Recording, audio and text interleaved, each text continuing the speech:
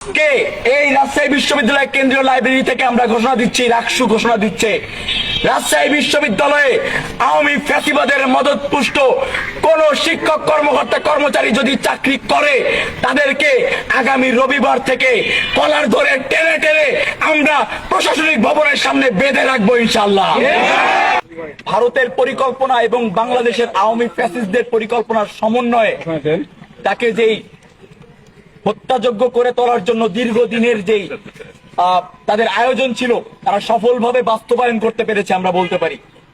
আমরা শুধু এটাই বলতে চাই, আমাদের মধ্য থেকে একজন ইয়াহিয়া সিনাওয়ার বিদায় নিল, তার পরবর্তী উত্তরসূরি কিন্তু হাজার হাজার শরীফ ওসমান বিন হাদি এখনো পর্যন্ত বাংলাদেশের প্রত্যেকটা ঘরে ঘরে তৈরি হচ্ছে, তৈরি আছে এবং আগামীতেও তৈরি হবে ইনশাল্লাহ।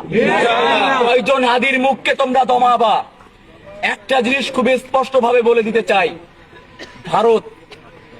ভারতীয় আধিপত্যের বিরুদ্ধে যেই রাজনৈতিক দল লড়াই করবে তারাই আমাদের বন্ধু। ভারতীয় আধিপত্যবাদ এবং আওয়ামী ফ্যাসিবাদের পক্ষে যারা টকশোতে, বিভিন্ন সিনেমায়, বিভিন্ন বক্তৃতায়, বিভিন্ন জায়গায় জায়গায় যারা তাদের পক্ষে নমনীয়তা উৎপাদন করবে, আমরা তাদেরকে জুতা খুলে মুখে মারবো ইনশাআল্লাহ। তাদের প্রতি ন্যূনতম নমনীয়তা দেখানোর কোনো সুযোগ নাই। একটা লীগ ধরে ধরে আজকে এই রাজশাহী বিশ্ববিদ্যালয় কেন্দ্রীয় লাইব্রেরি থেকে আমরা ঘোষণা দিচ্ছি, রাকসু ঘোষণা দিচ্ছে, রাজশাহী বিশ্ববিদ্যালয়ে আওয়ামী ফ্যাসিবাদের মদতপুষ্ট কোন শিক্ষক কর্মকর্তা কর্মচারী যদি চাকরি করে তাদেরকে আগামী রবিবার থেকে কলার ধরে টেনে টেনে আমরা প্রশাসনিক ভবনের সামনে বেঁধে রাখবো ইনশাআল্লাহ।